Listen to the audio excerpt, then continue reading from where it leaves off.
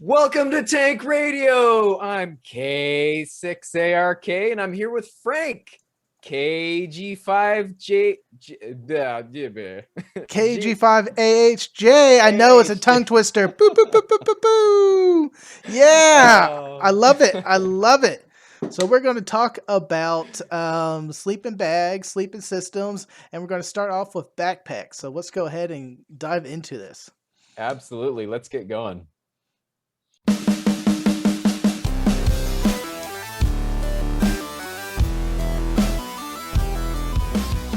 In preparation for our backpacking trip later this year. So let's talk a little bit about what you're gonna need. We're looking at an overnight trip, actually for our trip, 2 nights. So you got to be able to take 2 nights worth of gear, a sleeping bag, sleep system, cooking gear, food, bear resistant container, because there are some bears up there. You got to keep your food away from the critters, along with your radio gear, of course. So you're gonna need to be able to carry some significant amount of stuff for a distance, and have it be as comfortable as possible. So you mentioned you've got a search and rescue pack right now. Tell me a little bit about what you're currently working with and what you like about it and what you think may not quite be adequate about I love how big it is, it. and it has some awesome straps, to ratchet down. But if you don't quite full it or pack it all the way, it starts to bellow out at the bottom. And Hmm. after like an hour or two of walking and jostling, all the stuff that's in it just kind of is right down at the bottom. Yeah. The straps work for, tighten it down. And when you have it on the ground, everything's nice and secure. I like that. But it just, when I don't have quite a lot of stuff in it, it just kind of feels bottom heavy. Yeah. I do have a chest strap on it, but I don't Yep. have a waist strap. And Okay. that's something I want in a Yep. backpacking backpack. I want to have that waist strap to help offload some of that gear. I am kind of used to like I said, the 20 or 30 pounds in that bag, but I Hmm. don't want to do that over 2 or 3 hours. Right. Yeah. And the backpacking packs also typically have, in addition to the waist belt, they have a frame to them, Hmm. some kind of a frame that helps transfer the load that's in the pack and put it on your hips rather than on your shoulders, because your hips can carry a lot more weight than your shoulders can. So I brought up an REI page. They've got a pretty good info page that gives you some kind of high level information about what you might want to look for in a backpack. And first things first, you got to kind of figure out what kind of volume or capacity you're going to need, because that's going to really narrow down pretty significantly the scope of options for you. So for a 2 night trip, say 2 to 3 night trip, most people will end up wanting something in the 30 to 50 or maybe 30 to 60 liter range. The packs are usually described in liters of volume. Occasionally you'll see them in cubic inches as well, but liters is really the most common now. So for our trip, I would suggest, and I think I threw out a suggestion previously, to look for something in the 40 to 60 liter range. And that size range is going to give you the space to pack all your gear, even if you don't have the cheapest, lightest, smallest stuff yet, because as you get more into backpacking, you find you want to make stuff smaller and lighter. The lighter stuff tends to pack smaller as well, which is kind of nice, but Yeah, initially I, your gear I is going to be a I'm little more looking kind bulky. of down at the 50. Was Hmm. it the 50 to 40 liter range? Because I have the battery backup CPAP system I'm going to be bringing with me, so I could sleep out there. We're going to be backpacking where there is no power, which is Right. great, but not great for me. So I got to bring a battery and all the sleep app stuff along with it. So I am kind of Right. looking at one of the larger scale bags or size Right. bag. Yeah. So that's why we bumped up that range a little bit from the 30 to 50 up to kind of the 40 to 60 liter range.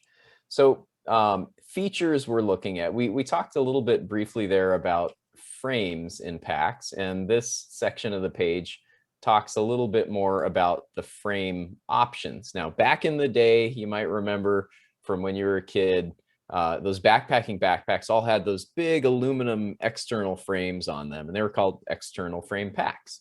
They were pretty good for being able to get the weight onto your hips, and they carried somewhat comfortably depending on how well you could get it adjusted.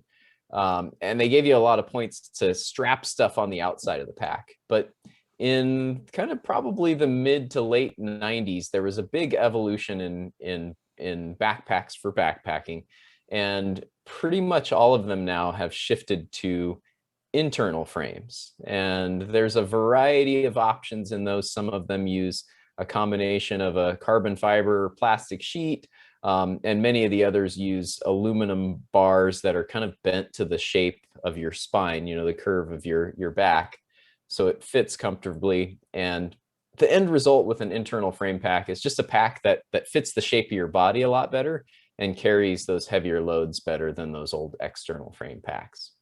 Now, one last option to consider, but I would suggest avoiding for your first pack, is a frameless backpack. Now, those frameless packs are super lightweight. You eliminate any metal in the pack, so you don't have a frame to carry, but you have to be extra careful in how you pack them, because the way you pack it dictates how rigid the pack ends up and how comfortably it's going to carry. Ooh. So yeah, so you have to be really cautious with those. I do have a couple of frameless packs, and I've used them fairly well, but they're definitely targeted more for people that have ultralight gear and are more advanced at being able to pack the pack so it carries comfortably. Yeah, that was one of my questions. I was like, what is a frameless pack? Because was aware of the external. So when I was growing up, that's what I remember my dad Yeah. carrying, that big rigid bar and everything was tied to it. And the frameless, which I did see, the internal frames that I did see majority of the stores that I go out and look at. Right.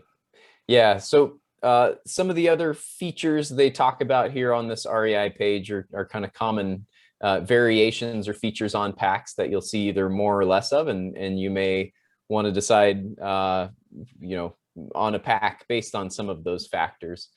Ventilation. Some of the packs have kind of a suspended mesh back panel, almost like a hammock for your back to kind of ride in, or the pack to ride in on your back. Mm-hmm. Gives you a little better ventilation than just a foam pad, a cloth covered foam pad on your back, and can keep you cooler in real hot climates. Another Texas. yeah, exactly.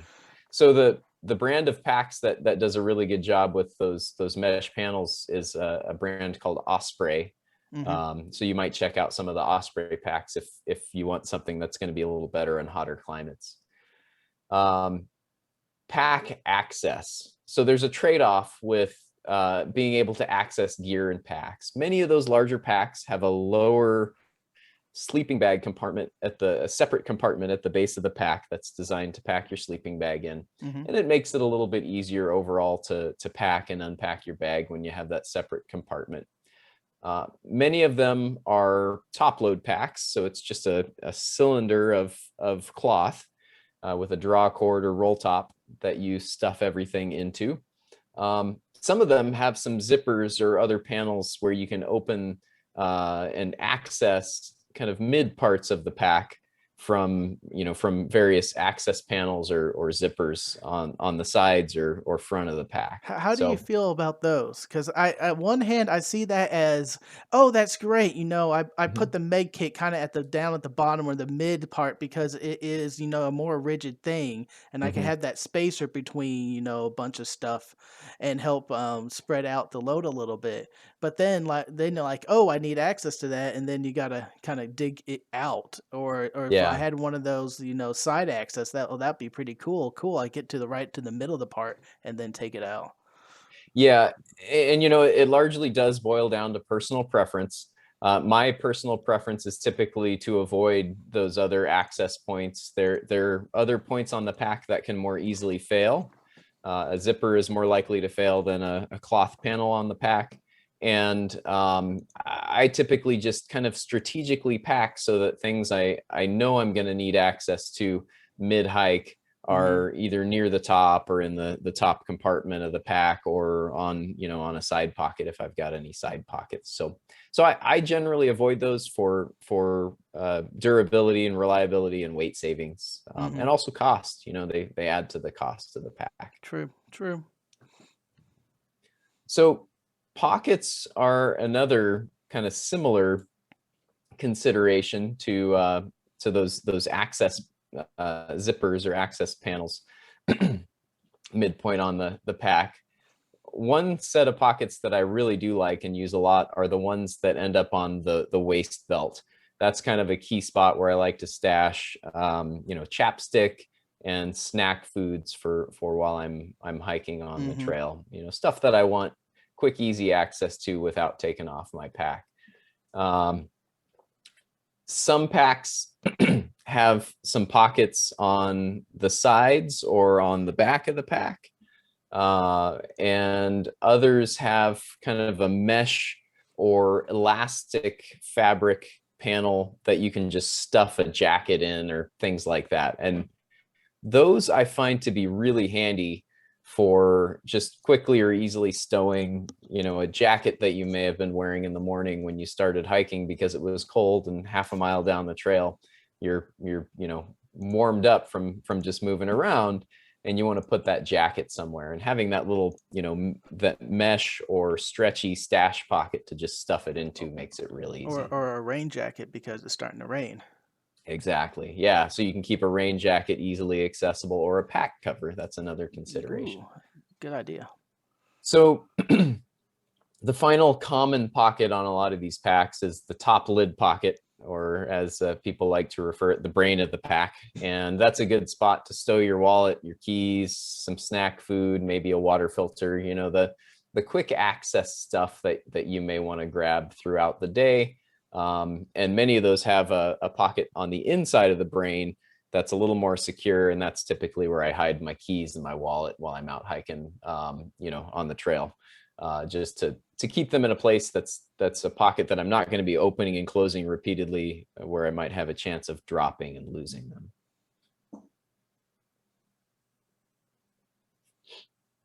So one of the other notes that they have on here is a removable day pack. Some of these packs have either the top panel, that brain, you know, that top cover that you can take off and use as a small, you know, day hiking backpack. Others have, you know, more advanced stuff that you can detach and use as a day hiking backpack. I don't typically look for something like that as a feature. If I know I'm going to want a day hiking backpack, there are lots of options for small, you know, ultralight packable, just, you know, day hiking packs to stow some camera gear, or maybe a radio to get up to a SOTA summit, some water, and snacks, and maybe some extra clothing for the day. So I don't often look for that as a feature in a backpack, but it is something you'll occasionally find on some of these packs.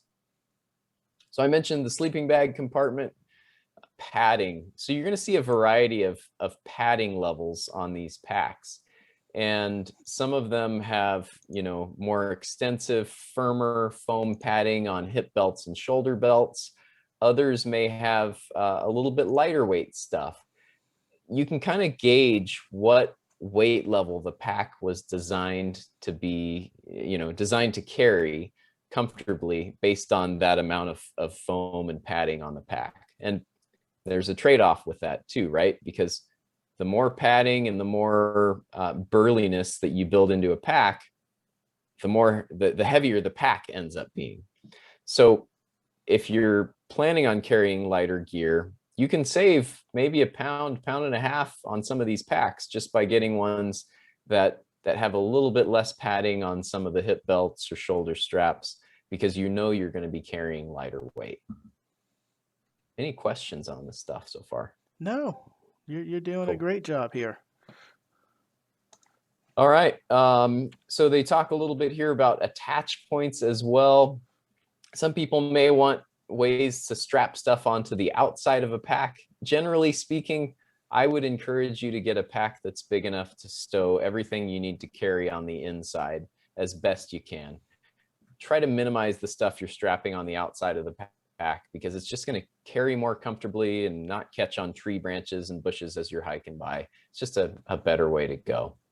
You may see on a lot of them straps down by the sleeping bag compartment to hold like a foam pad or perhaps a tent.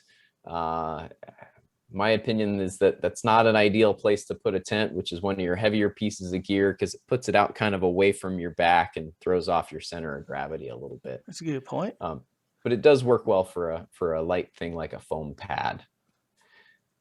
I see they also mention a rain cover down here. Some packs come with an integrated rain cover that stows into a pocket on the pack.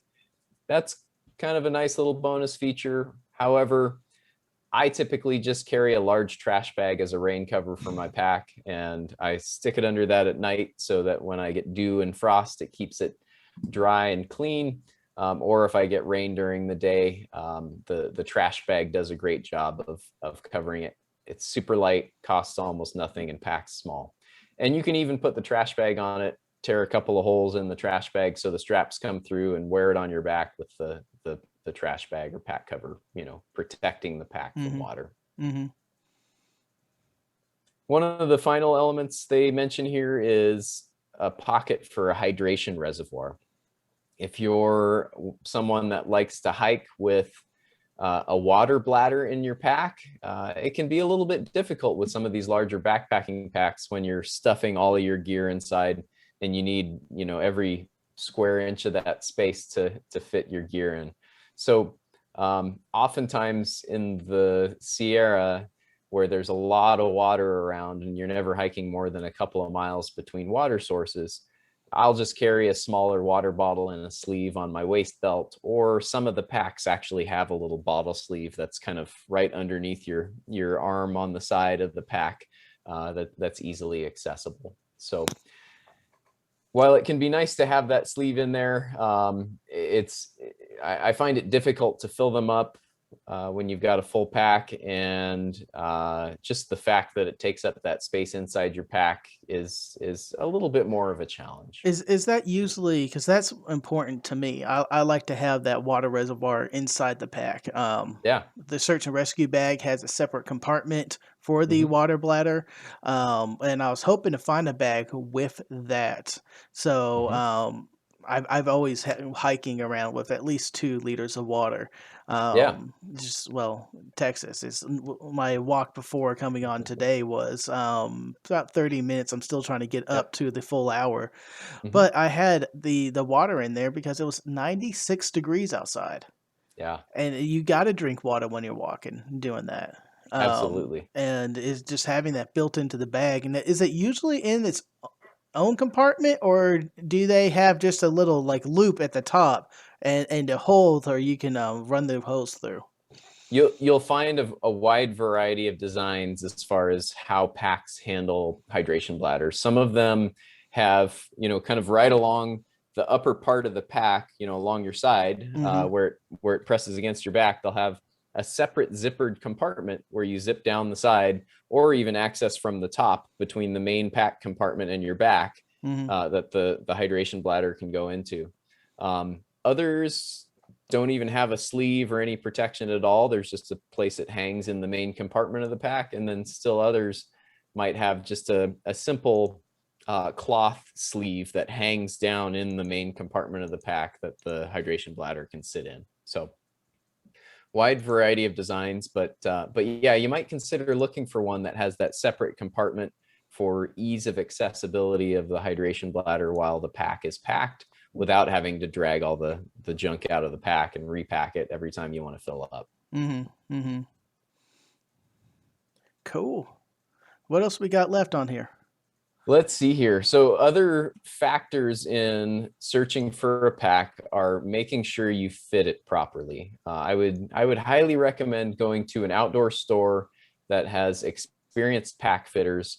And typically they also have, when they do that, they typically have a measuring tool to measure the distance from I forget which of your cervical spine points, but there's one right up on the back of your neck that kind of sticks out. You can feel it there. Mm-hmm. You measure from that down to your iliac crest, the top of your hip bones, and that length is your torso length. And regardless of your height, some people have longer or shorter torsos, and you might have someone that's 5'11" that needs a small pack because they've got long legs and a short torso. And you might have someone that's 5'7" that needs a large pack because they're all torso and no legs. So, so go and get yourself measured, figure out what your torso length is, and find a pack size based on that. The Beyond majority that, of them, yeah, those packs adjust though, right? some do, some don't. They all have some degree of strap adjustment, but not all. So the one they show in the photo here has a significant range of adjustment. Many of the packs come in like a small, medium, and large that just cover, you know, a limited torso range for each pack size. Mm-hmm. So definitely something worth considering there. Get it fitted by a pack fitter, and then throw some weight in it. That's really one of the key things that I always recommend. Outdoor shops typically have some large bean bags full of weight that are 10, 15 pounds, and you can load up the pack and just walk around the store for 15, 20, 30 minutes, and with the pack properly adjusted. Don't you feel self-conscious doing that? Because that would be one of the things I'm like, People do it all the time. don't worry about being stores. that crazy guy.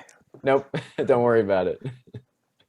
And then, of course, you want the torso length right. You also want to make sure the waist belt is going to get small enough or large enough to fit your waist, so you can effectively distribute the load onto your hips. That's really an important piece. Many of the solid backpacks have interchangeable hip belts, so that if the small pack that you're looking at that fits your torso size doesn't fit your waist, they can swap out that hip belt for a medium or a large to make sure it fits you well. So, nice. Yeah, pretty cool setup. There are women's specific backpacks that fit the shape of a woman's body better than just a generic backpack. They typically have slightly different shaped shoulder straps to fit around other anatomy they have on their chests that you have to deal with. And then, of course, hip belts that cant outward more. Men's hips tend to be more vertical, and women's have a little bit different shape. So, so the packs are fitted to those. So there's a little bit of mention about fitting the pack once you find the right size. Generally speaking, to kind of run through it in the Cliff's Notes version, you kind of loosen everything up as far as the straps go. You get it onto your back, pull the shoulder straps up to snug it up to the right position, cinch up the waist belt and get that secured so it's resting on your hips. And then the final thing that you do are adjust what's called these load lifter straps, and they're kind of right over your shoulders. They angle down from the pack up here down to the shoulder strap, and you just put light tension on those, and that kind of just evens everything out, snugs the pack in to your back, makes sure it's nice and stable, and gets a little bit of that weight off of your shoulders. So when I'm done adjusting the pack, I typically like to have kind of a good weight distribution, maybe 60-40 or 75-25 on my hips, with most of the weight on my hips and a little bit on my shoulders. And I find it's most stable and most comfortable to carry that way. Awesome. Yeah. Good recommendations. And I love you. This is so much more information than I had before. Cool. I love it. So you recommended Osprey off the bat. Is that one of your top go-tos? I am actually personally not a huge fan of Osprey packs. That I don't like the fit of them as much as some of the others. I have purchased a number of Gregory packs. For whatever reason, I just like the feel and fit of them better. There's absolutely nothing wrong with Osprey packs, and I recommend them to a lot of people, but I just personally don't like them that much, the way they fit me. I guess you just go and get the best fit for your body type. You really do. Yeah. And the one that has, so it's number one, it's got to fit. If it doesn't fit, don't even consider it. Once you find the ones that fit, look at the bells and whistles and make a decision based on cost and value for the features you want, that are in the size range you want, and go from there. Sounds good. I'm looking forward Yeah. to going to REI next tomorrow. So, Heck yeah. Awesome. yeah, I want to pick up that backpack. Like I said, I want to start training and getting used to the feel of it, the weight distribution, and like you said, load it up and get out there. Oh, Oop, what happened? where did I go? There I Yeah, am. there you are. Sorry about that. Sweet, sweet. So let's see here. If we look at kind of some of the typical offerings Mm-hmm. from through the REI online store here, you can see some of these. Well, a list of Osprey packs here in the roughly 50-liter range. Mm-hmm.